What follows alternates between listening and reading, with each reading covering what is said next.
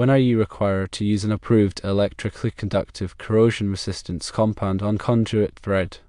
You are required to use an approved electrically conductive corrosion resistance compound on conduit thread when firstly, conduit is exposed to corrosive environments such as salt water, brackish water, acidic soil, or other corrosive liquids or vapors.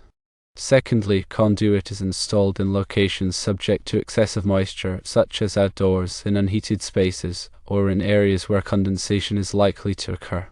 Thirdly, conduit is made of aluminum or other materials that are susceptible to corrosion. Fourthly, conduit is used for critical applications, such as in hazardous locations or for the protection of sensitive electronic equipment.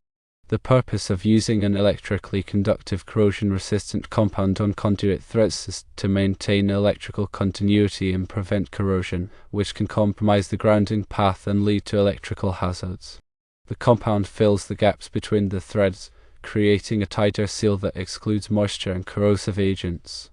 It also provides a conductive pathway that ensures proper grounding. When selecting a corrosion-resistant compound, it is important to choose one that is specifically approved for use with electrical conduit. These compounds are typically tested and listed by organizations such as Underwriters Laboratories, or all, to ensure that they meet specific performance requirements. Look for compounds that are labeled as being electrically conductive and corrosion resistant. The application of the compound is also important. Before applying the compound, clean the conduit threads thoroughly to remove any dirt, grease, or other contaminants. Use a wire brush or other suitable tool to ensure that the threads are clean and free of debris. Apply a generous amount of compound to the threads of both the conduit and the fitting. Ensure that the compound is evenly distributed and fills all the gaps between the threads. When tightening the fitting, use the appropriate torque to ensure a tight seal. Over-tightening can damage the threads, while under-tightening can lead to leaks and corrosion. After tightening the fitting, inspect the connection to ensure that the compound is visible around the joint. This indicates that the compound has filled the gaps between the threads and is providing a good seal. If the compound is not visible, loosen the fitting and apply more compound. In corrosive environments, it is important to inspect conduit connections regularly for signs of corrosion. If corrosion is detected, clean the threads and reapply the compound. In extreme cases, it may be necessary to replace the conduit and fittings. Aluminum conduit is particularly susceptible to corrosion, especially when it is in contact with dissimilar metals such as steel. This is because aluminum is more electrochemically active than steel, and when the two metals are in contact, the aluminum will corrode preferentially. To prevent this type of corrosion, use a corrosion-resistant compound that is specifically designed for use with aluminum conduit. This compound will create a barrier between the aluminum and the steel, preventing the electrochemical reaction that causes corrosion. Conduit systems installed in hazardous locations, such as those containing flammable gases or vapors, must be installed in accordance with the requirements of the National Electrical Code, or NEC. The NEC requires that all conduit connections in hazardous locations be made using approved fittings and that all threads be treated with an electrically conductive corrosion-resistant compound. This is to ensure that the conduit system provides a reliable grounding path and that it will not contribute to the ignition of flammable materials. In addition to the NEC requirements, many local jurisdictions have their own electrical codes that may require the use of corrosion-resistant compounds on conduit threads. It is important to check with the local electrical inspector to determine the specific requirements in your area. The type of corrosion-resistant compound to use depends on the specific application and the environment in which the conduit is installed. For example, in saltwater environments, use a compound that is specifically designed for marine applications. These compounds are typically formulated to resist the corrosive effects of salt water. In acidic soil environments, use a compound that is resistant to acids. These compounds are typically formulated with a higher concentration of corrosion inhibitors. For critical applications, such as those in hazardous locations or for the protection of sensitive electronic equipment, use a high-performance corrosion-resistant compound that is specifically designed for these types of applications. These compounds are typically tested and certified to meet stringent performance requirements. In addition to using a corrosion-resistant compound, there are other steps that can be taken to prevent corrosion of conduit systems. Firstly, use conduit in fittings that are made of corrosion-resistant materials, such as stainless steel or fiberglass. Secondly, avoid mixing dissimilar metals in the conduit system. If it is necessary to use dissimilar metals, use a corrosion-resistant compound to isolate the metals from each other. Thirdly, provide adequate drainage for the conduit system. This will help to prevent the accumulation of moisture, which can contribute to corrosion. Fourthly, inspect the conduit system regularly for signs of corrosion.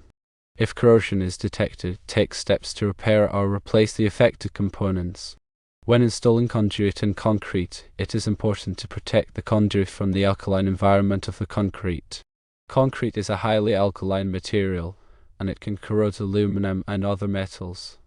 To protect the conduit, wrap it with a layer of polyethylene film or other suitable material. This will create a barrier between the conduit and the concrete, preventing the corrosion. When installing conduit underground, it is important to protect the conduit from the corrosive effects of the soil.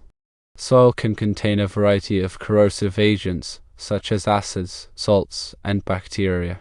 To protect the conduit, use a corrosion-resistant coating or wrapping. There are a variety of different types of coatings and wrappings available, so choose one that is specifically designed for underground applications. In addition to the above considerations, it's crucial to understand the specific electrical code requirements applicable to your project. The National Electrical Code, or NEC, provides detailed guidelines on conduit installation, grounding, and corrosion protection. Consulting the NEC and local electrical codes is essential to ensure compliance and safety. Section 300.6 of the NEC, Protection Against Corrosion and Deterioration, addresses general requirements for protecting electrical equipment, including conduit, from corrosion. This section emphasizes the use of materials suitable for the environment and requires the protection of metal equipment from corrosion when installed in damp or corrosive locations. Additionally, NEC Section 300.7, raceways exposed to different temperatures, addresses the need for sealing raceways where they pass from a warm to a cold environment to prevent condensation and corrosion. This is particularly important in areas where temperature fluctuations are significant, such as in refrigerated warehouses or outdoor installations. NEC Section 314.40 subsection addresses boxes and fittings. Boxes and fittings must be suitable for the environment, including corrosion protection. If installed in a wet location, they must be listed for use in wet locations. This is especially important for threaded connections to maintain a watertight seal and prevent corrosion. NEC Section 342, Intermediate Metal Conduit, or IMC, covers the use of IMC, which is a type of rigid metal conduit often used in corrosive environments. It specifies the requirements for couplings and fittings, emphasizing the need for corrosion-resistant materials. NEC Section 344, Rigid Metal Conduit, or RMC, addresses the use of RMC, which is another type of rigid metal conduit that offers excellent protection against physical damage and corrosion. The NEC specifies the types of materials suitable for RMC and the requirements for corrosion protection. NEC Section 348, Flexible Metal Conduit, or FMC, covers the use of FMC, which is a flexible type of conduit often used for connecting equipment. The NEC specifies the limitations on the use of FMC in wet or corrosive environments. When using FMC in these environments, it is important to use fittings that are listed for use in wet locations and to protect the conduit from corrosion. NEC Section 350, Flexible Metal Conduit Liquidite, or LFMC, addresses the use of LFMC, which is a flexible type of conduit that is liquidite.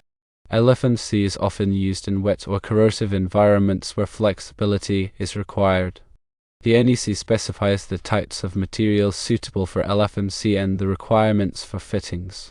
NEC Section 356, Liquidite Flexible Non-Metallic Conduit, or LFNC, covers the use of LFNC, which is a flexible type of conduit that is non-metallic and liquid-tight. LFNC is often used in wet or corrosive environments where flexibility is required. The NEC specifies the types of materials suitable for LFNC in the requirements for fittings. Consider grounding and bonding. Effective grounding and bonding are crucial for electrical safety and to minimize the risk of corrosion. Proper grounding ensures that fault currents can safely return to the source, while bonding ensures that all metal parts are at the same electrical potential.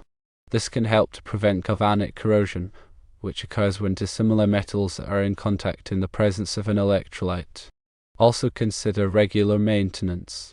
Regular inspections and maintenance are essential to identify and address any signs of corrosion early on. Check conduit connections, fittings, and supports for signs of rust, discoloration, or other damage. If corrosion is detected, take steps to clean the affected area, apply a fresh coat of corrosion-resistant compound, and repair or replace any damaged components.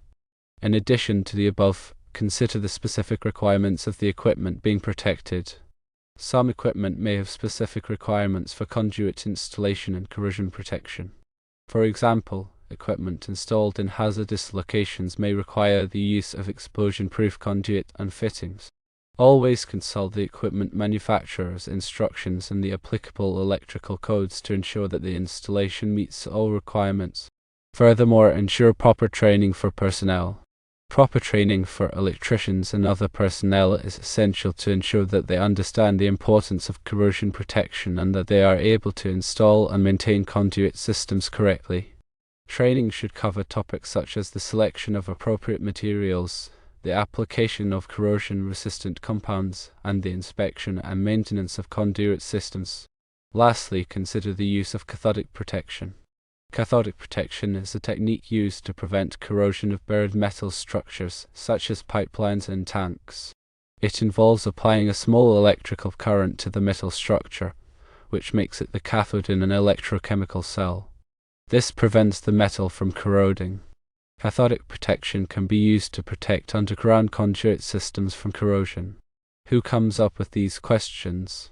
These questions are typically developed by electrical engineers, inspectors, and code-making authorities. They are based on safety standards and industry best practices to ensure the safe and reliable installation of electrical systems.